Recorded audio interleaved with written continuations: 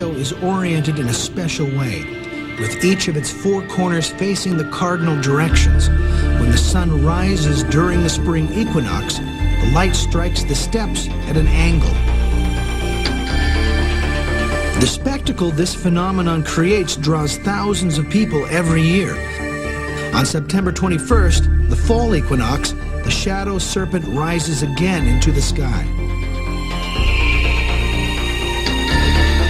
Did they know that this light miracle was going to happen? Because of the astronomical knowledge. It was a question of calculation. But I mean, it was a question of calculation that couldn't be off a fraction of an inch. I mean, if you're going to build this huge thing, you can't be wrong. You can't just move it. No, So they knew this before they were building it. Yes, absolutely.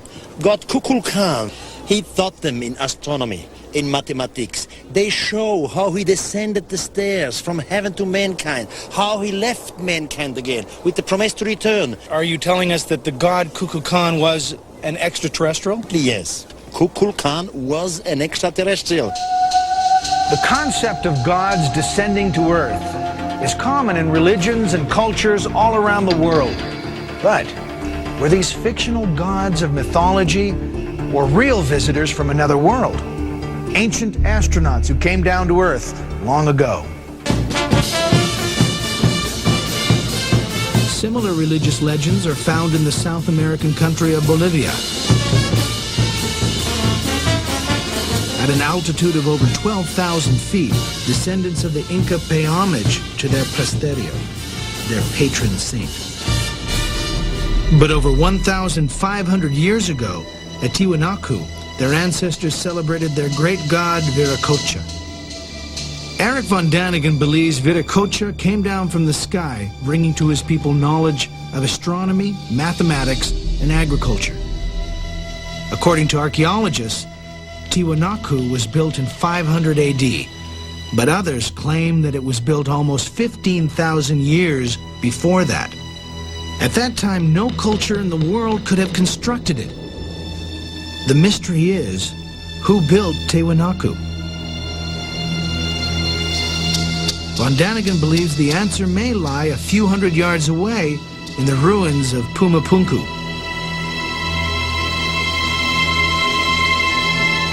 I have reasons to believe that Pumapunku once was an Earth base of extraterrestrials. In Pumapunku, we have strange technology from another world. Stone building blocks are intricately cut with laser precision. They could have fit together like pieces of a puzzle, a sophisticated architectural achievement for a primitive culture. But von Daniken suggests that there is more evidence that the builders of these two cities had help from teachers from the sky. This block has been etched with a perfect groove. Today, we would use a diamond-tipped saw to achieve this kind of accuracy, a technology only developed this century. Here lies yet another mystery few can explain.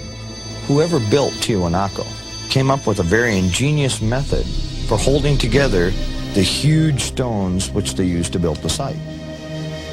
They carved a groove in the edge, and into this groove they would pour a molten alloy, which later hardened into a staple. Eric von Daniken believes that extraterrestrials brought these sophisticated technologies down to the people of the region. The natives were awed by these strange visitors and worshipped them. Experts say Pumapunku was an ancient temple. But was it a place to worship gods of mythology or true living beings? Today we make a construction like a church. We say this is a temple, and in here a spiritual being, the God in spirit, lives in this temple. My idea is that Viracocha, but not only Viracocha, other so-called gods and other places in our world were extraterrestrials, and they were misunderstood as gods by our primitive ancestors.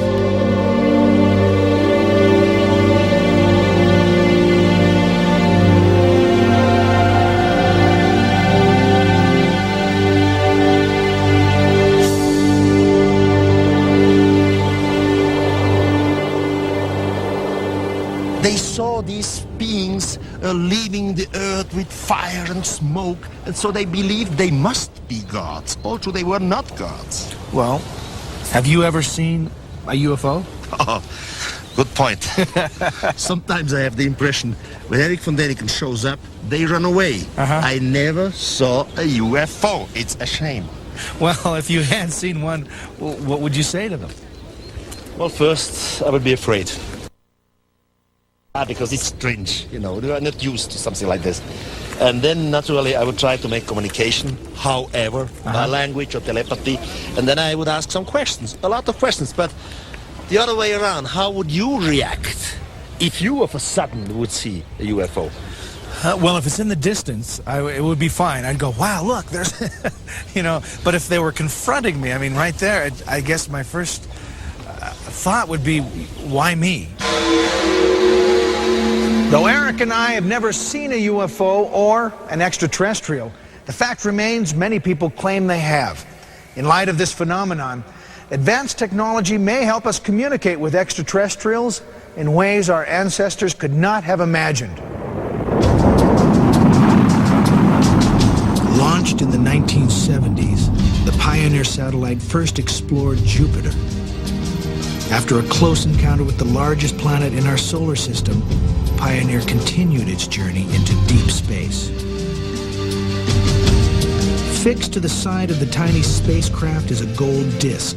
Etched on the disc are chemical symbols, a map of Earth's location in the solar system, and the figures of a man and a woman.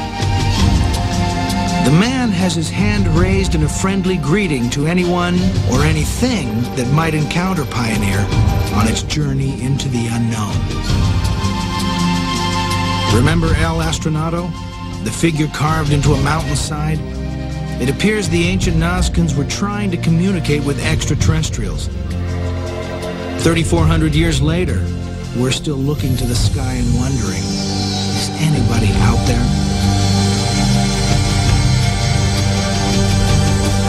Chariots of the Gods will be right back. At the beginning of the program, I asked you to consider two provocative questions. Are we alone in the universe? And if not, have we ever been visited by beings from another planet? And for the past hour, we've explored the mysteries of the ancient world through the eyes of Eric von Däniken. Did extraterrestrials visit the Earth, imparting wisdom and technology to our ancestors? You're going to have to decide that for yourself.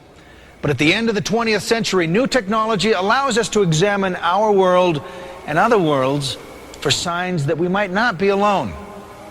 Now, our program ends here, but our search for clues, both on Earth and in the heavens, will continue. For Eric von Däniken and anyone else out there who might be watching, I'm Richard Karn. Good night.